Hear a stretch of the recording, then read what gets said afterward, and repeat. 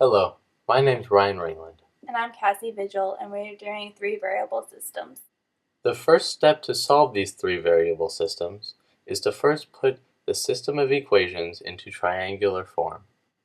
Then, all you have to do is back substitute to solve for the variables. Now let's try an example. The steps for solving one of these equations is first determining the equations. Then you solve by elimination. That will give you a triangular form. Then you have to substitute back into the original equations for x, y, and z, or any variables that you may be solving for. Let's try a word problem. The sum of all three numbers is -4. If you subtract 2 times the second number and the third number from the first number, you will get 9. Then 2 times the first number subtracted by the second number and 2 times the third number is 9.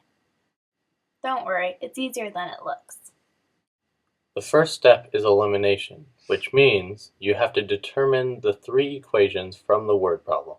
The whole point of elimination is to eliminate one of the variables in the equation. That way, instead of 3 variables in a system, you have 2. So, what we need to do is take the first equation and the second equation, and since we can obviously see that the z's will cancel out if we add them together, then we only have to multiply each one of these by 1. As you can see, x plus x equals 2x, y plus -2y equals -y, the z's cancel out, and -4 plus 9 equals 5. Then you get a new equation which replaces your second equation. Because we used the first equation and the second equation above, we have to now use the first equation with the third equation. Because the z's don't cancel out, you have to multiply the first equation by 2. Therefore, it now becomes 2x plus 2y plus 2z equals -8. Now you have to combine it with the third equation, which gives you 4x plus y equals 1, which replaces the third equation. The last step of elimination is to get those two new equations and add them together, which gives you 6x equal to 6. That completes your triangular form, as you can see. Now you take the triangular form and you substitute back in to the original equations so that you can find the different variables.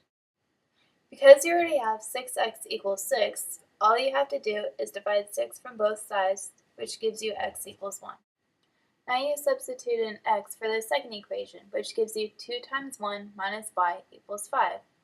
You then subtract 2 from both sides, which gives you -y equals 3. Because y can't be negative, you have to multiply both sides by -1, which gives you y equals -3.